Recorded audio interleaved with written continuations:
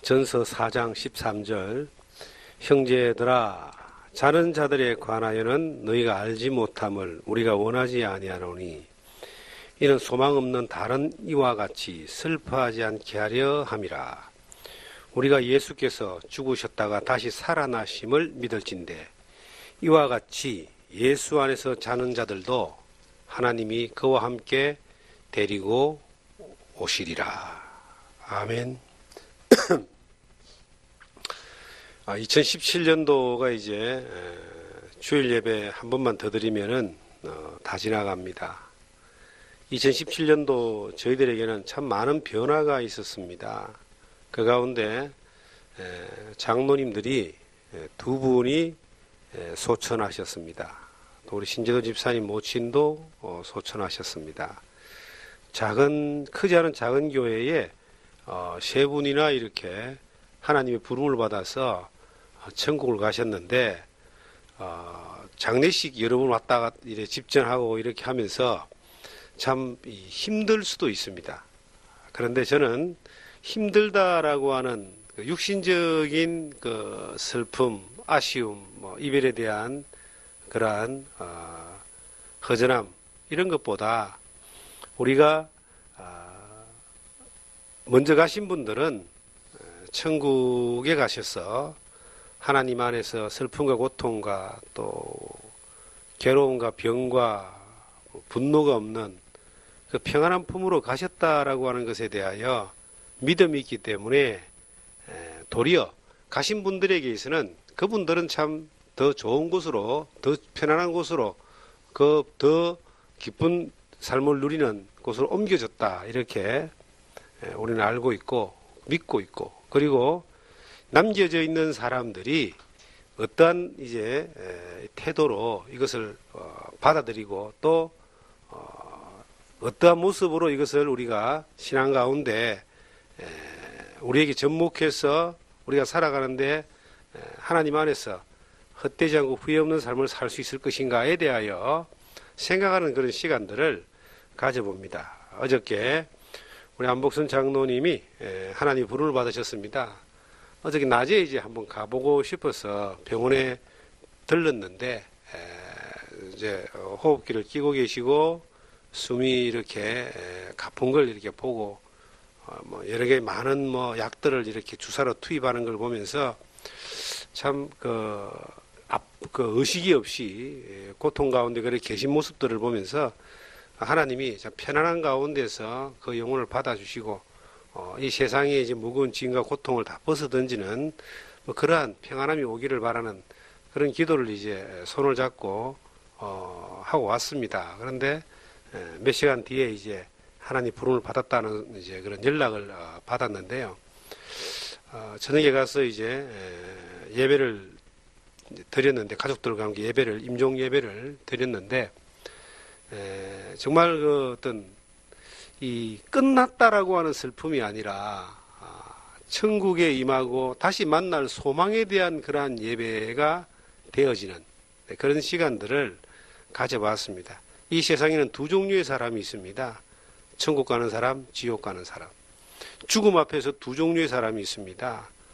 그 떠나보낸 아버지나 할아버지나 가족들을 바라보면서 다시 만날 소망 가운데서 기쁨으로 이것을 기다리는 사람이 있고 슬픔과 절망 가운데 애통하고 고통으로 끝나는 사람이 있습니다.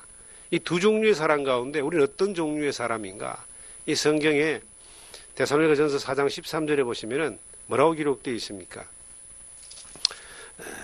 자는 자들에 관하여는 너희가 알지 못함을 우리가 원하지 아니한다. 이는 소망 없는 다른 이와 같이 슬퍼하지 않게 하려 함이라.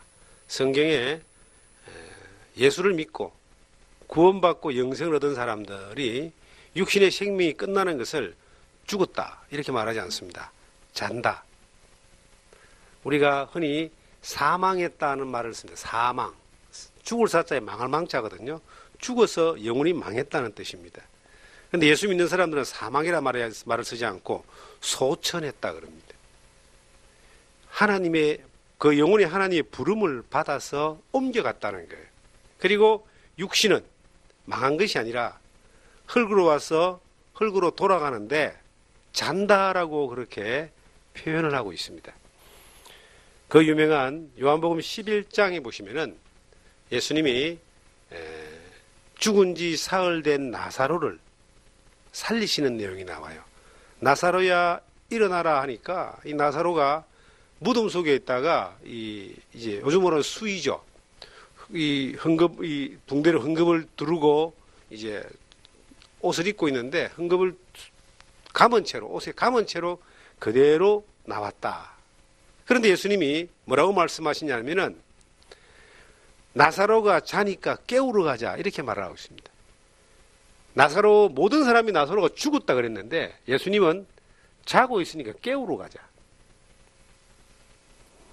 이 세상의 만구의 진리가 뭐냐면은 한번 태어나면 반드시 죽는다는 겁니다. 히브리서 9장 27절에 보시면 한 번 죽는 것은 사람에게 정하신 것이요 그 후에는 심판이 있다 그래요. 제가 20대 때 죽음을 생각해 보지 않았습니다. 30대 때도 죽음이 다른 사람 죽는 건 맞지만 그것이 나하고는 상관없다고 생각했습니다. 40대 때도 죽음이라고 하는 것이 먼 나라에 다른 동네에 있는 내용들로 피부로 느끼지 않았습니다. 50대가 되니까 죽음이 피부로 느껴져요. 왜냐하면은 내 위의 세대가 이제 한 분, 두 분 돌아가십니다. 그리고 나하고 동일한 세대에 있는 사람들이 사고로 병으로 이렇게 돌아가십니다. 이제 병문안을 가거나 아니면 문상을 가거나 예배를 집전하거나 이럴 때에 죽음이 정말로 가까이 와 있는 걸 봅니다. 어저께 같이 이야기했던 사람이 갑자기 사망하고 이런 것을 이제 보게 되잖아요. 믿음 안에 있는 사람이든 그렇지 않은 사람들이든 가족들이든 수많은 사람들의 이래 죽음을 보면서 뭘 느낍니까? 나에게도 이것이 오고 있다. 육신이라고 하는 것은 한번 태어나서 고생하며 살다가 눈물 흘리며 살다가 병 가운데 살다가 결국은 죽습니다. 죽는 게 끝이냐는 것이죠. 이 세상의 모든 피조물은 죽음으로 끝이 납니다. 그런데 사람은 영적인 존재고 하나님의 형상을 닮았고 하나님으로 말미암아 그 예수 그리스도를 통해서 영생을 얻게 되면은 영원한 천국을 약속받게 된다라고 하는 것입니다. 자, 여러분 한번 생각해 보십시오.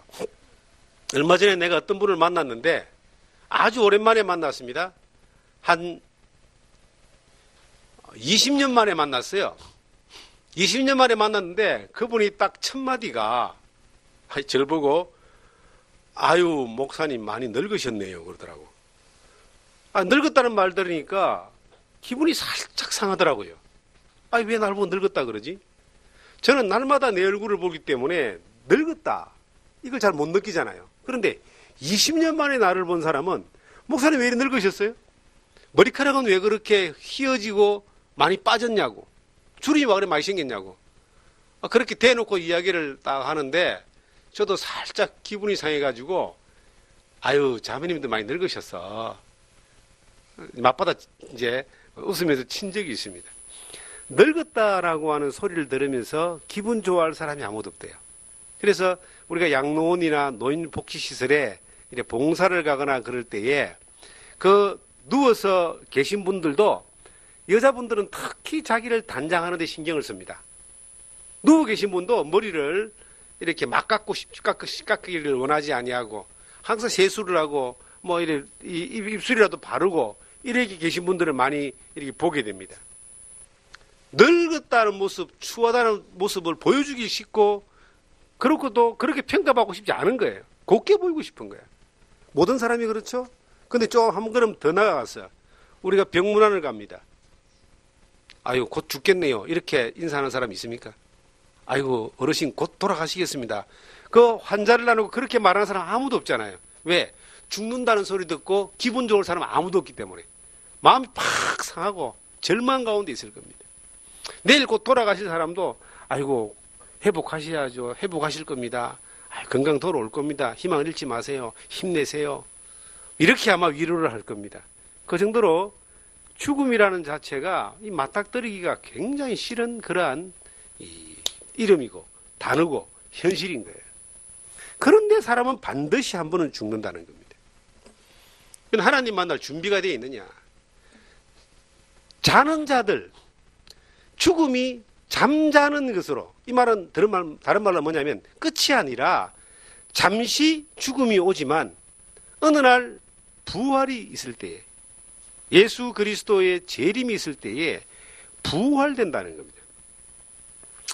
요한복음 11장에 이제 그 부활의 사건을 보여주면서 나사로가 죽었다가 무덤에 3일 만에 나오는 사건을 예수님이 그 사건을 통해서 설명합니다. 나를 믿느냐? 살아서 나를 믿는 자는 영원히 죽지 아니할 터이요. 우리가 예수를 믿는다는 말은 죽어봐야 아는 믿음이 아니라 살아서 영생을 얻는 믿음입니다. 이 땅에 살면서 영원한 생명을 준비하는 겁니다. 살아계신 하나님이 그 영원한 생명을 주시기 위해서 예수 그리스도를 이 세상에 보내셨고, 예수님이 이 세상에 오셔서 십자가에 피 흘려서 돌아가시면서 죄 때문에 지옥 갈 수밖에 없는 사람들의 죄를 용서하시고 구원하여 주셨습니다. 이것을 네가 믿느냐라고 예수님 질문하는 거예요. 네가 이것을 믿느냐? 얘기를 잡으시고 요한복음 11장을 한번 찾아보겠습니다. 요한복음 11장을 보시면은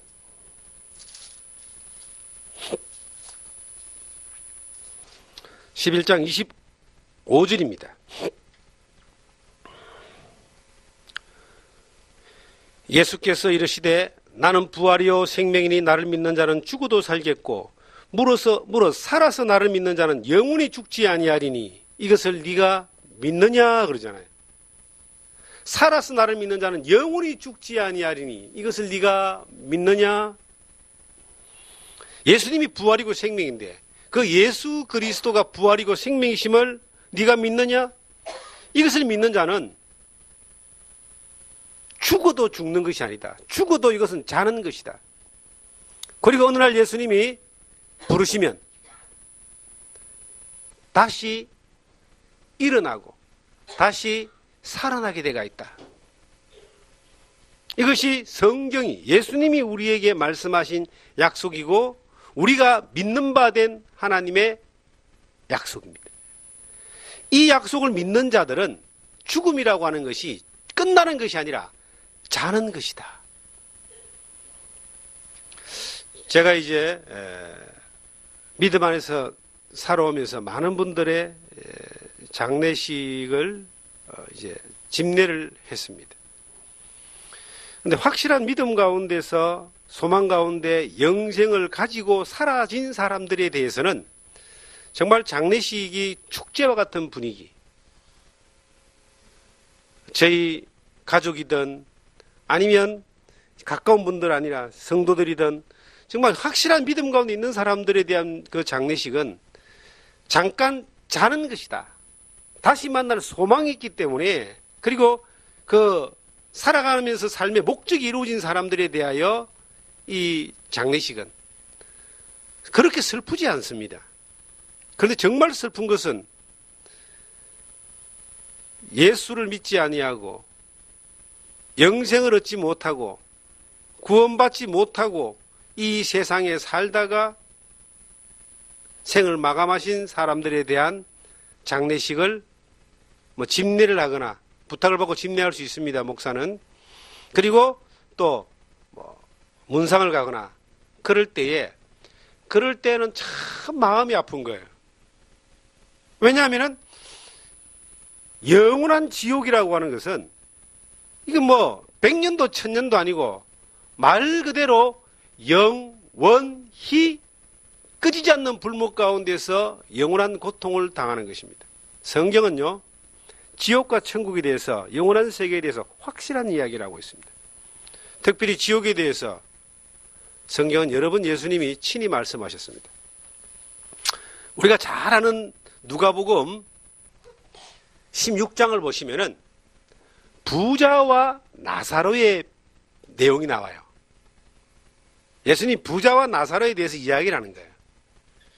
부자는 이 땅에서 잘 먹고 잘 살고 연락하고 너무 바빠가지고 하나님 믿을 시간이 없었어요. 돈 버느라고, 돈 쓰느라고 바빠가지고 죽었습니다. 어디 갔냐니까 음부로 갔다 그랬습니다. 음부가 뜨거운 불목 가운데서 고통하는데 너무나 목이 말라서 손가락에 물 하나 찍어서 자기한테 달라고 해도 줄 사람이 없을 정도로 고통스러운 곳입니다. 나사로는 그 부자의 집 앞에서 떨어지는 부스러기나 얻어먹는 거지입니다. 음식 찌꺼기가 어느 집이든 많이 나와요. 그 찌꺼기를 이제 개나 먹는 찌꺼기를 얻어먹는 거지였어요. 근데 그도 죽었어요. 근데 그는 아브라함의 품, 나곤이라는 아브라함의 품에 가서 편안함을 누립니다. 영생을 누린다는 거예요. 그런데 이 부자가 물 한 방울만 찍어서 목을 시원하게 달래도 갖다 줄 자가 없는 거예요. 이 지옥이라는 것은 음부라고 표현되어 있는 영원한 심판의 곳은 죽지도 못합니다. 영원한 불못의 뜨거움에 고통을 당하는 것인데 괴로움이 말할 수도 없겠죠. 이 땅에서 하나님 안 믿고 연락하게 부자로 살다가 지옥 가서 영원한 고통 가운데 사는 부자, 이름도 없는 부자가 그 부자를 닮은 사람들이 이 세상에 너무나 많이 있는 거예요. 하나님 없어도 다 잘 살 수 있는 사람, 하나님의 도움이 필요 없는 사람, 내 힘으로 살고 내 기분대로 살고 내 주어진 대로 살다가 지옥 가는 사람들 너무나 많이 있습니다. 하나님은 아무도 지옥 오기를 원하지 않는데 스스로 가는 거예요. 그 다음에 나사로라고 하는 사람을 보면은 거지처럼 살았습니다. 나사로라는 이름의 뜻이 하나님은 나의 도움이라는 뜻입니다. 하나님 도와주세요. 하나님이 아니면 나는 살 수 없습니다. 하나님 도와주셔야만 내가 삽니다. 하나님 도움을 받았어요. 도움 중에 도움인 영생을 얻는, 구원받는 도움을 받았습니다. 그런 아브라함의 품에서 평화롭고 자유롭고 안락하고 기쁜 가운데 영원히 사는 겁니다. 이것은 예수님이 여러 비유를 말씀하셨는데 나사로와 부자에 대해서는 비유가 아닙니다.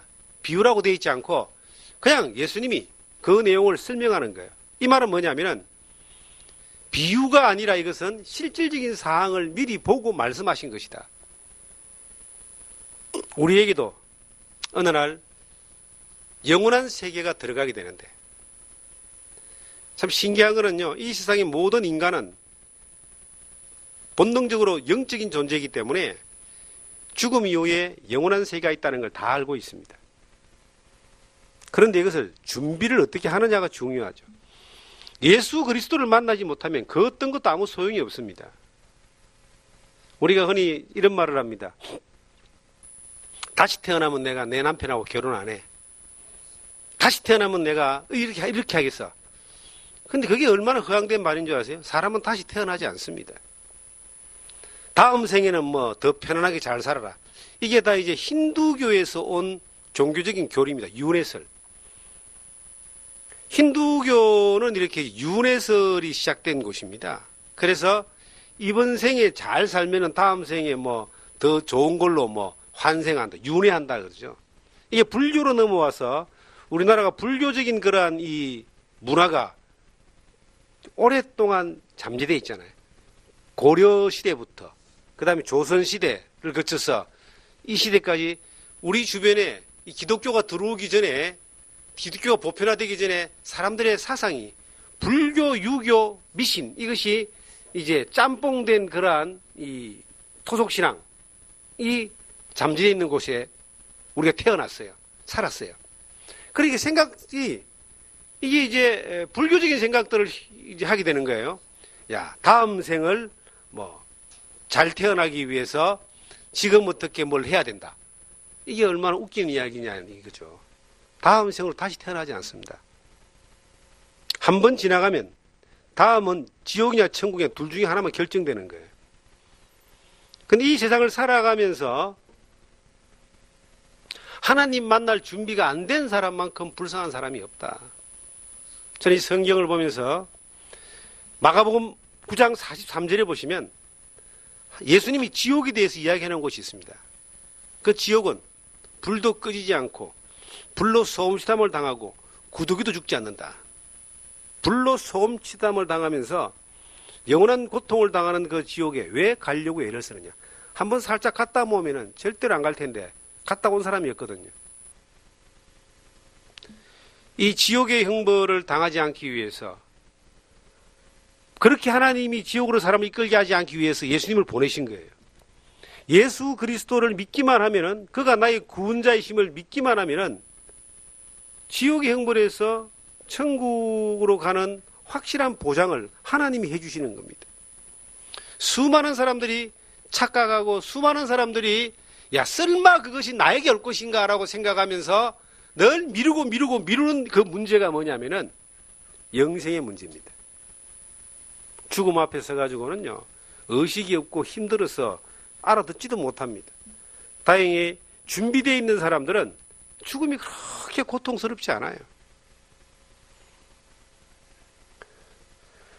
그 하나님이 나를 부르시는 부름이 올 때 내가 하나님 만날 준비가 되어 있고 더 좋은 영생이 약속되어 있고 천국이 나에게 믿어져 있다면 육신이 조금 고통스럽고 힘들지 몰라도 병 때문에 그날을 거부하거나 그것을 정말 발부둥 치면서 도망가려고 애쓰는 것이 아니라 아멘 주 예수의 오시옵소서라는 말씀처럼 그 예수 그리스도가 하나님이 나를 부르시는 부름에 그냥 순응해 나가는, 받아들이는, 기쁨으로 받아들이는 그러한 모습들로 많은 사람들은 주님을 맞이하더라는 겁니다. 마태복음 25장 41절에 보시면 지옥에 대해서 이렇게 예수님이 말씀하셨어요. 참 성경에 보면 예수님이 가장 많이 지옥에 대한 말씀을 하고 있어요. 왜냐하면 예수님은 그것을 만드신 분이고 그것을 아시는 분이고 그대로 이루실 분이기 때문에 예수님이 정확하게 설명하는 거예요. 지옥이 뭐냐?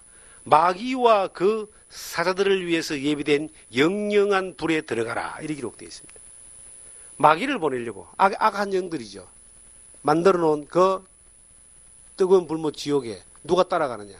마귀 쫄개로, 마귀의 놀이개로, 마귀의 하수인으로 평생을 마귀가 좋아하는 대로만 살다가 하나님 안 믿고 지 마음대로 살다가 그 부자와 나사렛의 비유의 부자처럼 살다가 간 사람들은 전부 다 그곳에서 영영이 끄지 않는 불 가운데서 영원한 고통을 당한다.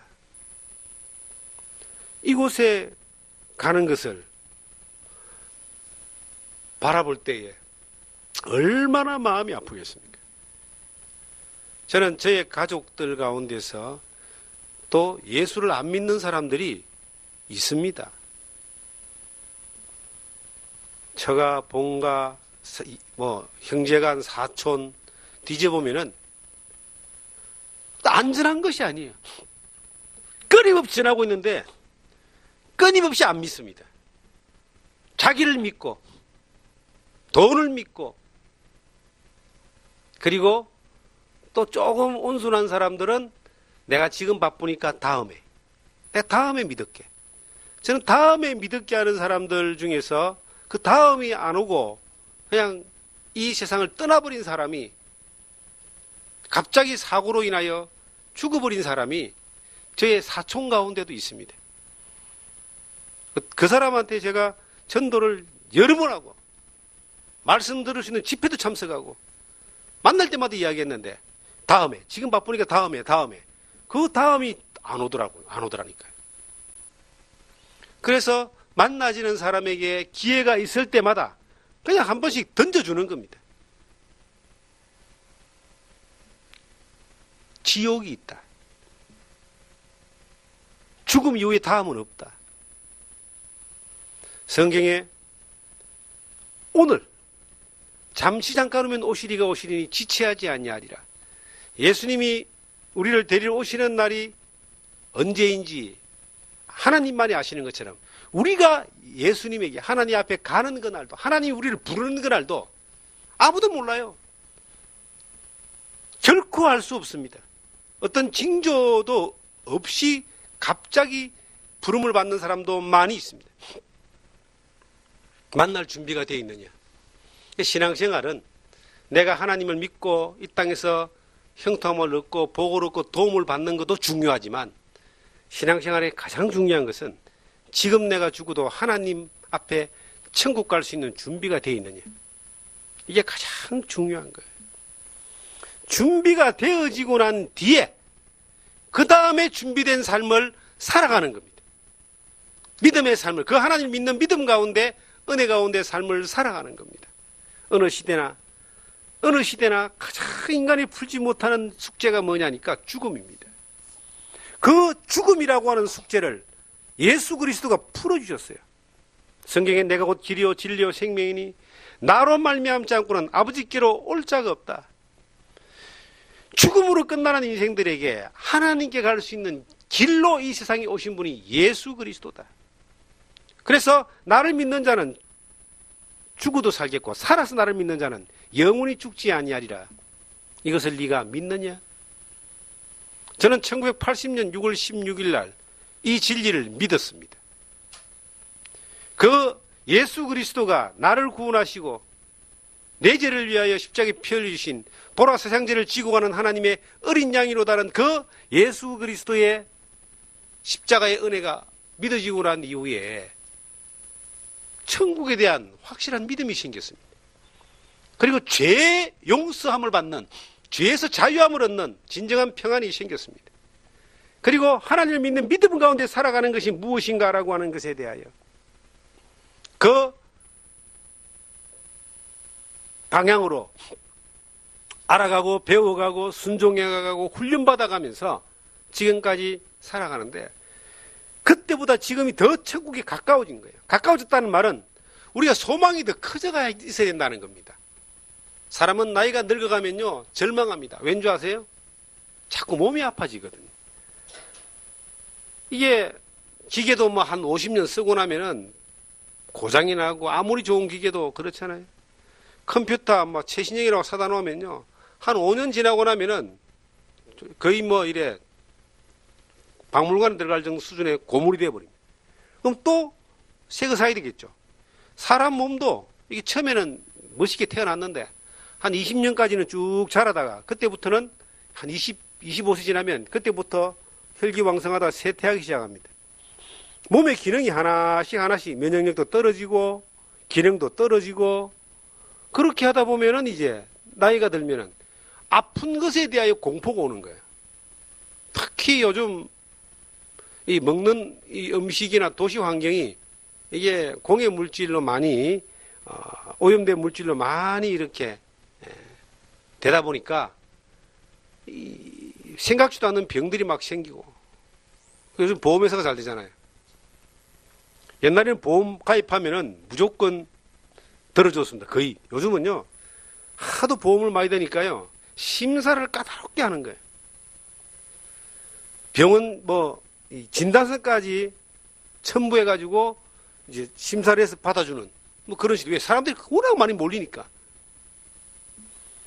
늘 그런 걱정 가운데 사는 거예요. 그런데 최고의 걱정이 이 죽음입니다. 이 죽음의 걱정과 염려와 공포에서 벗어난 삶을 이 땅에 살면서 어느 날 소망 가운데 그날을 기다리며 살 수 있다는 이러한 약속받은 보장받은 삶을 산다는 것이 얼마나 감사하고 축복된 삶인가. 성경에 예수님이 내가 너에게 평안을 주노니 나의 평안을 너에게 준다 그랬습니다. 평안. 어떤 사람은요 지갑에 돈만 있으면 그렇게 평안롭대요. 그래서 돈 얼마 있는 거 바라보면서 늘 평화롭게 사는 사람이 있습니다. 자기 재산 바라보면서. 근데 그게 얼마나 갈까요? 100년 가겠습니까? 못 갑니다. 그런데 예수 그리스도로부터 오는 그 평안은, 하나님 주시는 평안은 영원한 생명의 평안입니다. 육신이 어느 날 내가 죽음이 온다 할지라도 잔다. 자기 때문에 성경은 다시 데살로니가전서 4장으로 가보시면 13절에 보시면 형제들아 자는 자들에 관하여 너희가 알지 못함을 우리가 원하지 않다. 이는 소망 없는 다른 이들과 같이 슬퍼하지 않게 하려 함이라. 소망 없는 사람들은 슬퍼합니다. 왜요? 뭐 남이 죽는 거는 뭐 그렇게 잠깐 슬프고 말고, 가족이 죽고 부모가 죽어도요 그 애도 기간이 한 100년 가는 게 아닙니다. 한 달만 지나면요 다 일상으로 다 돌아가요. 그리워지긴 하겠지만은 그렇게 슬픔에 매여 있지 않습니다. 그런데 소망이 없는 사람들은 막 슬프죠. 끝났다고 보니까. 소망이 있는 사람들은 야, 슬퍼하지 마라. 너희가 잘 몰라서 슬퍼하는 거야. 자는 자들에 관하여 너희가 알지 못하기를 원하지 않는다는 말은 생명이 끝나고 죽음을 맞이한 사람을 볼 때에 막 슬프고 애통하고 절망하고 끝난 것처럼 막 난리치는 이것이, 야, 죽음을 너희가 잘 몰라서 그러는 거야. 예수 믿고 죽는 사람, 예수 믿고 죽는 사람은 야, 죽고 끝나는 게 아니야. 이것은 절망하고 슬퍼할 일이 아니라 어떤 면에서는 기뻐할 일이야. 기뻐할 일. 예를 들어 보겠습니다. 결혼식이 있다고, 결혼식. 제가 결혼식도 가끔 가잖아요. 가보면은 막 결혼식 할 때 슬피 우는 사람이 있어요. 이제 신부의 아버지나 엄마가 주로 슬피 웁니다. 저도 딸 시집 보내려고 그러면 아마 슬플 것 같아요. 감정적으로. 그런데 이제 헤어져서 신부도 슬프겠죠, 이제. 엄마하고 헤어지고 아빠하고 헤어져서 이제 시집을 가니까. 근데 그 슬픔이 하루도 안 간다는 거예요. 결혼식 끝나고 나면은 그 잠깐 슬펐던 거, 그 잠깐 슬픈 거고, 신랑하고 좋아서 신혼여행 가서 그냥 막 즐겁고 막 기쁘고 그때부터 즐거운 삶을 사는 겁니다. 이게 장례식도 마찬가지라는 생각이 드는 거예요. 소망 있는 사람들의 장례식은 잠깐 헤어지고 잠깐 이별이 오기 때문에 잠깐 슬픈 거야. 왜? 육신이 볼 수 없으니까. 저도 어저께 우리 장로님 임종하시기 전에 가서 보고 기도하고 할 때 참 슬펐습니다. 육신이 고통스러워하는 거, 그리고 잠깐 이별하는 거, 한 20년 같이 살아왔던 신앙생활에 왔던 그 시간에 대한 그 추억, 이런 것들로 잠깐 슬펐습니다. 오늘 또 내일 장례식을 집례하면서 또 잠깐 육신의 어떤 아쉬움에 대한, 이별에 대한 슬픔이 분명히 있을 겁니다. 그런데 진정 이 절망하거나 고통스러운 슬픔이 아닙니다. 잠깐 오면 우리도 그곳에 가서 만난다는 찬송가에 며칠 후 요단강 건너가 만나리라는 찬송가가 있습니다. 우리도 어느 날 며칠 지나면, 우리가 어느 날 몇 날이 지나면 어느 날 우리도 하나님 품 안에서 영원한 천국에서 먼저 간 성도들을, 잠깐 아쉬운 이별 가운데 이별됐던 그 성도들을 다시 기쁨으로 만나게 된다는 겁니다. 그리고 가신 분이 뭐 슬퍼할 일이 있겠습니까? 시집 갈 때 잠깐 슬퍼도 가고 나면 신랑하고 좋아서 그냥 난리가 나잖아요. 잠깐 육신이 이렇게, 육신의 생명이 잠깐 잠자는 그 영혼이 하나님께로 가죠. 성경에는 천사들에게 받들려 갔다라고 되어 있습니다. 나사로가 천사들에게 이끌려서 아브라함 품에 가고요. 마태복음 13장에 봐도 풀무불에 들어가는 사람들이 있는 반면에 천사들에 이끌려서 해와 같이 빛난 곳으로 가는 사람들이 있다. 예수 믿고 죽음을 맞이하는 사람은 그 영혼이 천사들에게 이끌려서 천국 가는 거예요. 그리고 천사들은 천국에서도 예수 믿는 사람들을 수종듭니다. 그것이 이제 우리가 누릴 하나님의 약속이에요. 천사들이 받들려서 하나님 품에 쫙 갔는데 그 갈 때 뭐 슬프겠어요? 가서 슬프고 있겠어요? 가서 이 땅의 일을 생각하겠습니까? 생각할 필요도 없습니다. 야, 자는 자들에 대하여 우리가 정확하게 알면은 결코 소망 없는 자들처럼 슬퍼하거나 괴로워하거나 애통하거나 절망하거나 그렇게 할 필요가 없다. 예수님도 죽어서 나를 믿는 자, 죽어서 살아서 나를 믿는 자는 영원히 죽지 않고 죽은 자도 다시 살아난다. 이걸 네가 믿느냐? 우리가 예수를 믿는다라고 하는 것은요, 예수님이 나를 위해서 하신 일을, 해주신 일을 믿는 것이고, 예수님이 나에게 약속하신 것을 믿는 거예요. 그리고 또 한 가지 조금 더 넘어가면 예수님이 나에게 하라고 하신 일을 믿고 따르는 겁니다. 그런데 예수님이 하라고 하신 것을 믿고 따르는 것은 조금 다음으로 밀어놓고, 예수님이 나를 위해서 해주신 일이 뭐냐는 겁니다. 그리고 예수님이 나에게 약속하신 것이 뭐냐는 거예요. 이것을 믿느냐 이거거든요. 예수님이 나를 위해서 뭘 해주었습니까?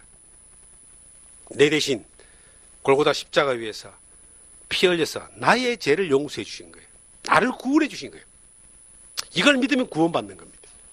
두 번째, 그 예수님이 나에게 뭘 약속했느냐? 이것을 믿는 사람은 영생을 약속하고 부활을 약속하고 천국을 약속하고 그리고 이 땅에 살면서도 하나님의 도우심과 인도하심 가운데서 살아가는 그러한 은혜를 주실 것을 약속하고 계신다.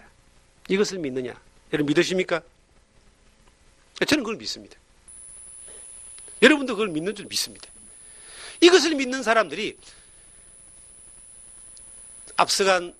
우리 앞서 육신을 가지고 살다가 어느 날 이제 죽음을 맞이하는 성경대로 잠자는 성도를 만날 때에 또 장례 예식을 통해서 보낼 때에 천국으로 가시는 것을 기념하는 예배. 세상 사람들은 장례식 그러면은 절망하는 이별하는 그러한 예식이지만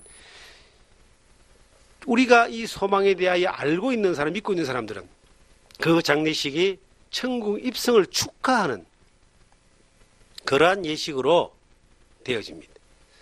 저는 제 모친이 5년 전에 소천하셨을 때 어머니가 이제 병원에 잠깐 계실 때에 같이 2주일을 제가 같이 있었습니다. 어머니하고 같이 원자력 병원에 계셨는데 있으면서 계속 소망에 관한 대화를 나눴습니다. 하나님의 말씀 안에 있는 소망에 관한 대화. 예수를 믿고 하나님 믿는 분이시기 때문에 이제 그 소망에 관한 이야기를 나누면서 육신의 고통과 또 죽음에 대한 공포와 여러 가지 어떤 절망스러운 부분들이 이게 이 소망이 기쁨으로 바뀌고 또 감사함으로 바뀌고 믿음으로 이렇게 준비되어져서 이걸 맞이하는 그러한 부분들을 봤습니다. 그리고 어머니의 장례 예배는 슬픔과 절망의 예배가 아니라 기쁨과 감사와 찬양의 예배가 됐으면 좋겠다. 그렇게 하도록 하겠다고.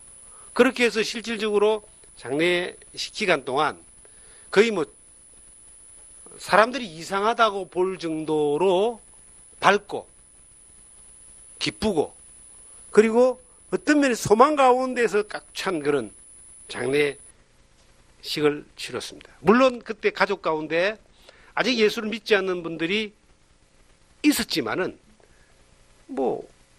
고인의 유언이고 바람이고 또 아들 된 저가 그렇게 해야 된다고 이야기를 하고 그렇게 진행을 했는데 정말 그렇게 이게 장례식이 슬픔의 장례식이 아니라 기쁨과 소망과 즐거움과 감사가 넘치는 또 그로 인하여 또 예수 그리스도의 사랑과 하나님의 사랑이 또 다른 사람에게 증거되어지고 전파되어지는 그러한 복된 시간들로 장례식을 치렀던 것을 제가 기억합니다. 그것은 뭐냐면 우리가 소망 없는 자들처럼 그렇게 죽음이라고 하는 것을 맞아들이면 안 된다. 죽음 이후에 일어나는 그 일들에 대해서 죽음의 과정과 이후에 일어나는 그 과정에 대해서 우리가 정확한 믿음을 가지고 있어야 된다. 정확한 믿음을 가지고 있어야지만 정확한 이야기를 해줄 수 있습니다. 정확한 이야기를 해줄 수 있는 것뿐만 아니라 정확한 믿음을 전해줄 수가 있는 거예요. 너무나 어떤 면에서는 많은 사람들이 분별력이 없고 영생에 대해서 확실하게 알지 못하기 때문에 자기들도 헷갈리는 거예요. 뭘 어떻게 해야 될지 모르는 거예요. 그렇기 때문에 너무나 중요한 이 과정, 한 사람의 인생에 있어서 생을 마감하고 이 땅의 생을 마감하고 영원한 세계로 넘어가는 이것이 어떤 면에서는 인생에 있어서는 가장 큰 일 중에 하나 아니겠습니까? 태어날 때하고 결혼할 때하고 죽을 때하고 이 세 가지를 인생의 큰 의미로 이렇게 옛날 사람부터 생각했습니다. 제가 일본에 가니까 재밌는 게 있더라고요. 일본에 이제 호텔에 갔는데 호텔 뒤에 교회가 있어요. 그 옆에 또 절 같은 것도 있고 있어요. 왜 이런 게 있나 하고 봤더니 일본 사람들은 그런데요. 태어날 때는 절에서 이제 이름을 받는다고나 할까요? 절에서 예식을 치른대요. 태어나서. 그리고 결혼식을 어디서 하느냐? 대부분 신사에 가서 한답니다. 근데 장례식은 또 어디서 하느냐? 교회 가서 한다는 거예요. 또 순서가 바뀔 수도 있어요. 결혼식을 교회에서 하고 장례식을 또 신사에 살 수도 있고 그렇게 한다는 거예요. 왜냐하면 이 신도 믿어보고 저 신도 믿어보고 하다 보면은 하나 걸려서 복 받겠지 하는 다 신교적인 범신론적인 그러한 이 신앙심이 그 사람도 있기 때문에 이것저것 다 해보는 거예요. 그래서 일본 사람들은 신을 여러 개를 섬깁니다. 신사가 그렇게 많은데 신사란 말은요 신을 모시고 있는 사당인데 그 신이 대상이 다 다른 거예요. 이 신을 막 여러 신을 섬기는 거야. 저거 집에도 신이 있어요. 그런데 그 중요한 인생의 중요한 세 가지 우리가 태어날 때는 내 마음대로 못 태어나니까 그냥 태어났습니다. 결혼은 이제 뭐 철없을 때 한다고 생각하니까 했습니다. 예수 안에 결혼해서요 신앙생활 같이 하는 그 가정을 가지는 것만큼 이 땅에서 정말 복된 가정도 없어요. 그걸 놓쳤다 할지라도 장례식 때 내가 죽음의 마지막 이 세상의 여정을 마칠 때는 모든 가족들이 나를 보러 올 것이고 나를 알고 있던 많은 사람들이 나를 이제 장례에 그 추모하기 위해서 오겠죠. 그런데 정작 본인이 그 중요한 순간을 지나갈 때에 내가 하나님 만날 준비가 되어 있고 내가 믿음 가운데 이 땅에 살아가는 삶 가운데에서 모든 시간들이 정말 영원한 천국에 들어가는 뿐만 아니라 영원한 천국에 들어가서 하나님 앞에서 칭찬과 영광과 존귀가 있고 하나님이 상급을 주시는 그러한 믿음 가운데서 준비되어 있는가를 생각해 볼 수 있는 중요한 시간이 바로 이 장례, 죽음을 맞닥뜨리고 죽음 이후를 생각하는 사람들의 자세인 겁니다. 전 전도서 7장을 보다가 아주 오래전 옛날에 전도서를 보다가 7장을 보면서 참 마음에 감동이 되어서 계속 읽었던 단어가 있습니다. 전도 7장 한번 보겠습니다. 전도 7장을 보시면 이 죽음에 대해서 이렇게 표현하고 있습니다.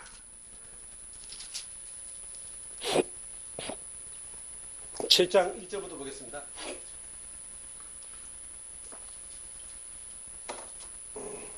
좋은 이름이 좋은 기름보다 낫고 죽는 날이 출생하는 날보다 뭐라 했습니까? 나으며 초상집에 가는 것이 잔치집에 가는 것보다 나으니 모든 사람의 끝이 이와 같이 됨이라.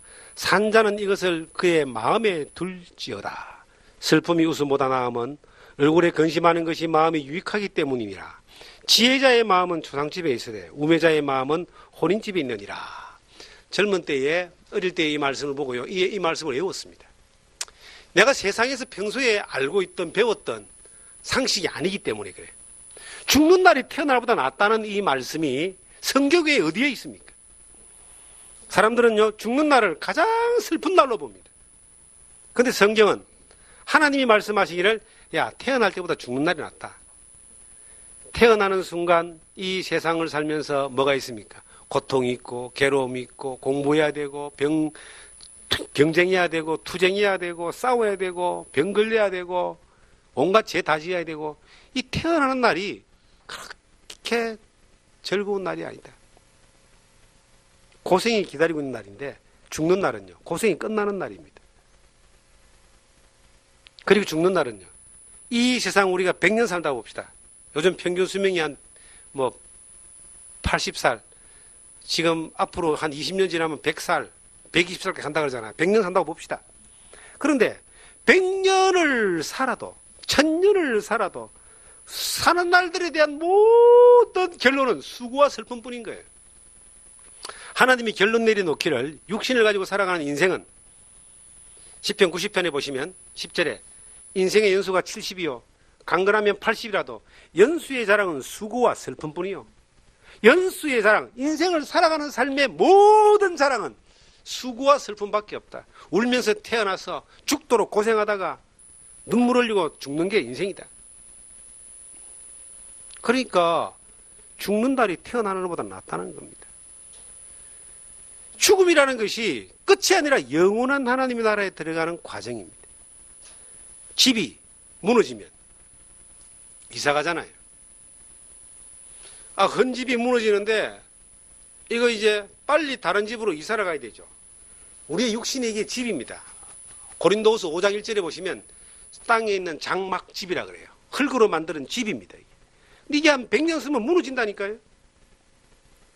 100년 쓰면 못 써요. 기둥도 흔들려가 걷지도 못해. 눈이 어두워서, 창밖에 눈이 어두워서 보이지도 않아요. 전도서 11장에 그렇게 기록되어 있습니다. 머리에는 살구나무가 꽃이 피고 허연 서리가 내리고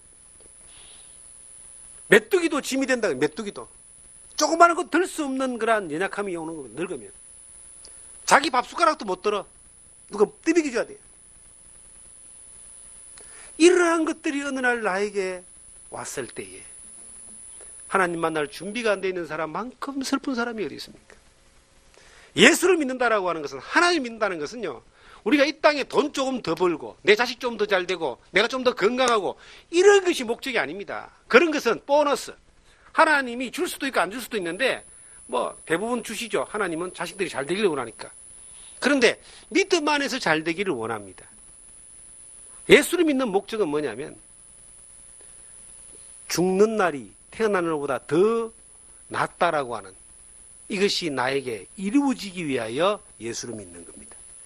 영생을 약속받기 위하여. 예수님이 주 예수를 믿어라. 그러면 너와 네 집이 구원을 얻으리라. 예수 그리스도를 믿을 때 너뿐만 아니라 너의 집도 구원을 받는다. 내가 구원받으면 내 집에 복음이 들어가서 내 집안 사람들이 구원받는 거, 이거 자동적으로 되어질 수밖에 없습니다. 2000년 복음 역사 가운데서 이것은 증명되는 겁니다.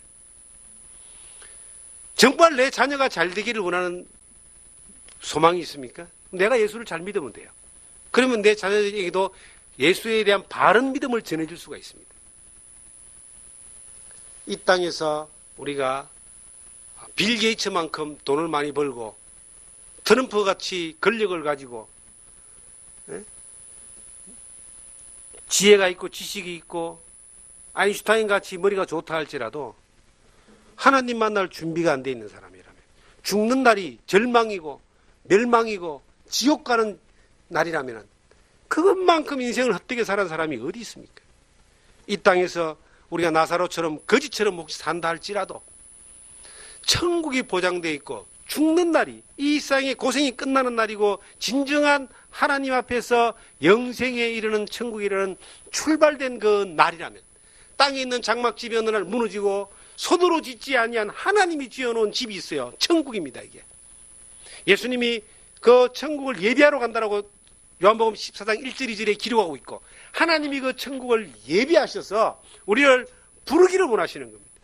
그런데 그 죽는 날이, 태어나서 죽을 때까지는 고생만 했는데 생각해 보세요. 태어났을 때 지금까지 여러분들 고생밖에 더 했습니까? 아마 고생 안 한다고 생각하는 사람들은, 여기 있는 꼬마들은 아마 고생 안 한다고 생각할 거예요. 공부 스트레스 안 받고 마음대로 논다면 그것도 고생 안 한다고 생각할지 몰라요. 그런데요, 우리나라 애들은요, 초등학교 들어가기 전부터 공부 스트레스를 받잖아요. 그것도 고생이에요. 공부 끝내고 직장 생활해도 고생입니다. 우리 딸아이는 공부를 그렇게 좋아하지 않았습니다. 학교 생활을 잘했는데 공부를 그렇게 좋아하지 않았어요. 자기는 그 학교 다닐 때 소원이 뭐냐, 빨리 졸업해가지고 사회에 나가서 일하는 게 자기 그 목표래요. 그래서 빨리 이제 졸업을 해가지고 사회로 나갔습니다. 사회 나가니까 좋습니까? 그 젊은 혈기에 막 열정을 가지고 사는데요, 그 세상 생활도 고생인 거예요. 돈 벌고 사는 생활도 고생이야. 우리도 그런 시기를 지나왔잖아요. 예? 사랑하는 사람 만나서 결혼하면은 고생 끝날 것 같습니까? 결혼하는 그 순간 또 다른 고생이 기다리는 거예요. 정말 수고와 슬픔밖에 없어요. 결혼해서 이제 잠깐 즐겁게 살면은 또 자녀가 태어나옵니다. 그 자녀를 가르친다고 평생 동안 거의 한 20년 이상을 가르쳐야 되잖아요. 자녀를. 자녀 한 2명, 3명 놓으면은 한 30년은 자녀한테 오리를 해야 되는 거예요. 그것도 고생입니다. 또 교육시키려면 돈 벌어야 되죠. 고생입니다. 그래서 열심히 고생해서 살만 하니까 그때는 몸이 아프네. 병원 다닌다고 또 돈 다 쓰는 거예요. 그러다가 어느 날 죽음의 문턱 앞에 딱 들어오는 거예요. 평생이 고생이에요. 태어나는 날이 이게 즐거운 게 아닙니다. 이게 태어나는 그 순간 죽을 때까지 고생만 기다리고 있는 거예요. 그런데 성경은 죽는 날이 낫다. 소망 있는 사람은 그 육체의 생명이 끝나는 그날부터 영원한 천국입니다. 이 땅에 무엇을 위해서 고생했느냐에 따라서 또 평가가 달라집니다. 성경에요, 현재의 고난은 장차 올 영광과 좋게 비교할 수 없다는 말씀이 있어요. 로마서 8장에 보시면 현재 내가 하나님 믿는 믿음으로 사는 것 때문에 고생했다고 봅시다. 그러면 장차 하나님이 영원한 나라에서 영광으로 갚아주셔요. 야, 니 참 수고했다. 내가 너에게 상을 주겠다. 사람은 제가 인생을 살아보니까 그렇더라고요. 인생은 이래도 고생하고 저래도 고생합니다. 제가 아파트에 살 때 정말로 아파트는 할 일이 없어요. 남자가 할 일이라고는 몇 가지가 없습니다. 쓰레기 봉투, 저는 쓰레기 분리하는 것 외에는 별로 한 일이 없어요. 아파트에서는. 그런데도 편안하지 않았습니다. 왜 이리 아파트에 닭자 같은 데 갇혀서 이렇게 이 시간을 보내고 이렇게 나가서 맑은 공기도 못 새고 운동도 못하고 불만이 있었습니다. 이 시골로 이제 이사를 오니까 일이 그렇게 많아요. 눈 뜨고 나가면 일을 해야 돼. 왜냐하면 이게 정리정돈이 안 되어 있기 때문에. 가만히 내버려두면 되는데 또 내버려두는 또 그런 성향이 아니라 정리정돈을 해야 되고 치워야 되고 뭐 여러 가지 일들을 막 계속 해야 됩니다. 불도 떼야 되고.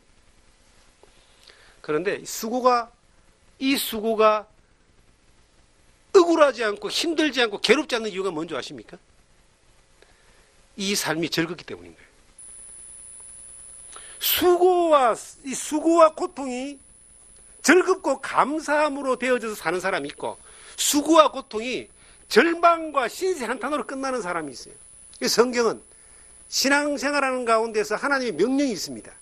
우리가 예수님이 나를 위해서 해주신 것과 약속하신 것이 있죠. 그런데 예수님이 해주신 것과 약속하신 것을 믿는 것뿐만 아니라 예수님의 우리에게 말씀하신 것을 순종하는 것이 신앙의 이제 성장하는 과정인데, 예수님이 우리 가운데, 하나님이 우리 가운데서 약속한 가운데 그 한 가지가 뭐냐면 명령한 게 있습니다. 어차피 인간은 수고하고 슬퍼하고 고생하고 힘들게 삽니다. 예수 믿어도 그렇게 살고 안 믿어도 그렇게 살아요. 어차피 고생하고 살 거. 무엇을 위해서 우리가 수고와 슬픔, 수고와 고통, 힘겨운 일을 하느냐? 하나님의 영광을 위해서 살아. 예수님이 하신 말씀이에요. 하나님의 영광을 위해서 살아. 두 번째, 감사하며 살아라. 이걸 감사할 줄 알아야 돼.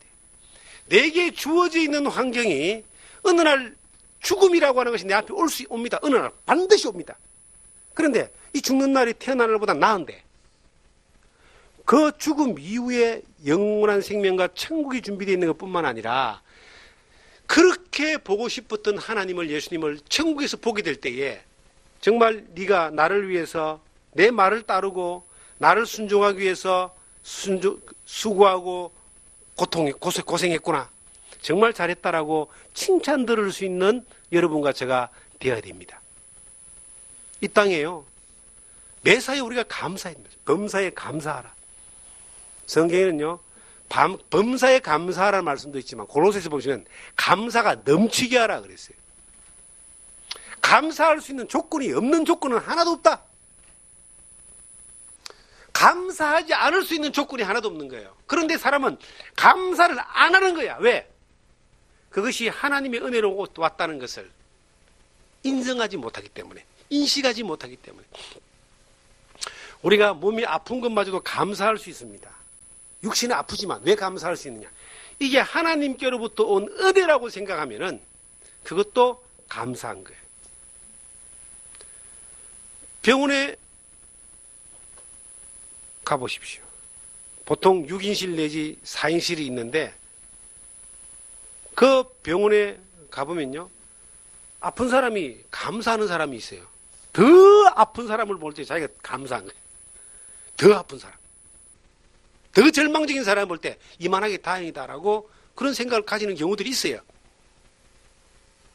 그런데 우리가 살아가는 삶 가운데서 어떤 환경이든 간에 하나님이 내게 주신 은혜라고 받아들이고 하나님 인도함을 받아들이며 하나님이 도우심을 바라보면서 살아가면은 이 모든 것들이 우리에게 감사할 수밖에 없어요. 여러분들이 감사하는 자가 되면요, 상황이 바뀌어요.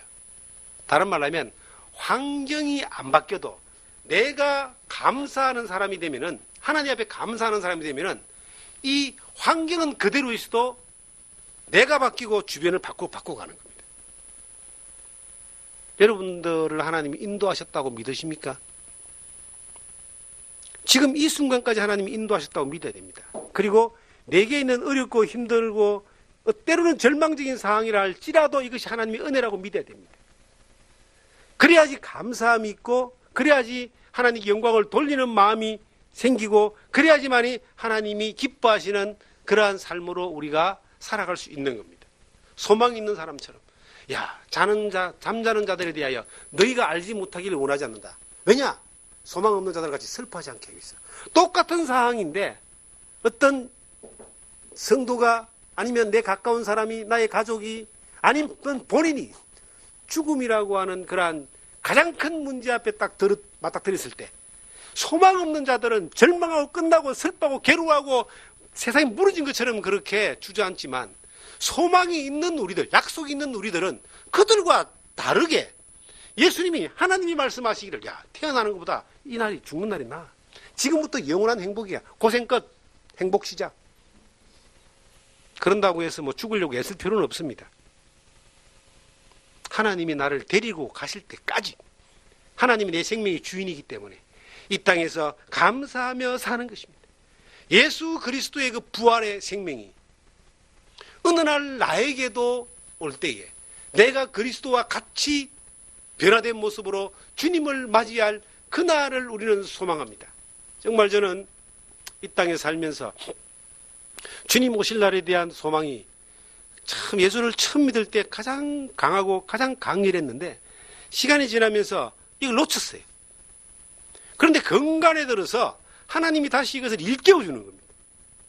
하나님이, 예수님이 이렇게 말씀하셨어요.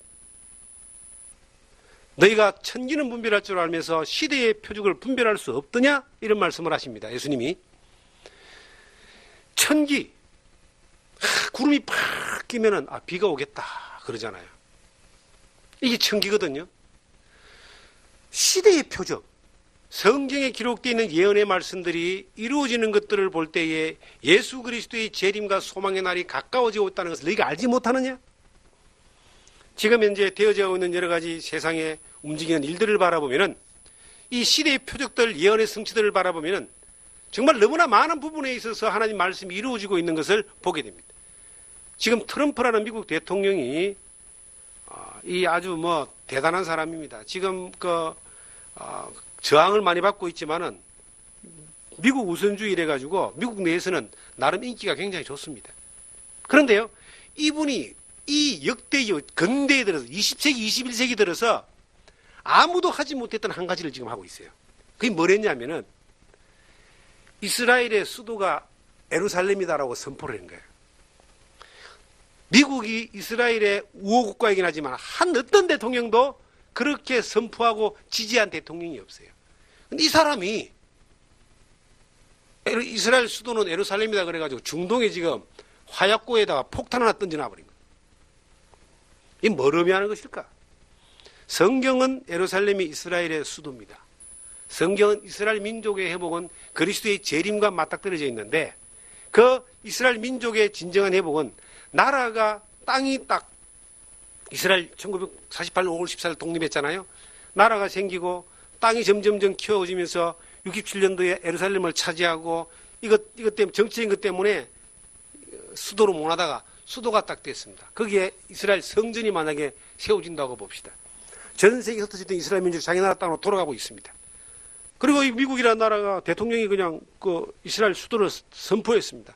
중동은 화약고가 터질라 그럽니다. 그런데 이런 과정을 통해서 우리가 하나님의 시간표인 이스라엘이 어떻게 진행될 것인가? 성경대로 된다고 봐요. 이스라엘은 안 망합니다. 그 과정들이 이렇게 다이나믹하게 이렇게 막 진행되는 것들을 보게 됩니다. 여기저기에 막 지진이 일어나고 우리나라도 지진이 일어나고 이건 하나의 징조라 그러거든요. 주님이 언제 오실지 우리가 주님 앞에 언제 갈지를 알지 못하지만은 내가 이런 것들을 바라볼 때에 소망 없는 자들처럼 바라보지 말고 소망 있는 자처럼 하나님 만날 준비가 돼 있는 자처럼 이것을 바라보고 이것을 또 지혜롭게 해석하고 소망 가운데 더욱더 깨어있는 모습으로 살기를 준비된 모습으로 살기를 주님이 원하고 계신다. 그 주님의 교훈을 일깨우심을 우리가 마음 깊이 받아들이고 우리가 또 준비된 자로 살 수 있는 그러한 여러분과 제가 되기를 주님의 이름으로 축원드립니다. 기도하겠습니다.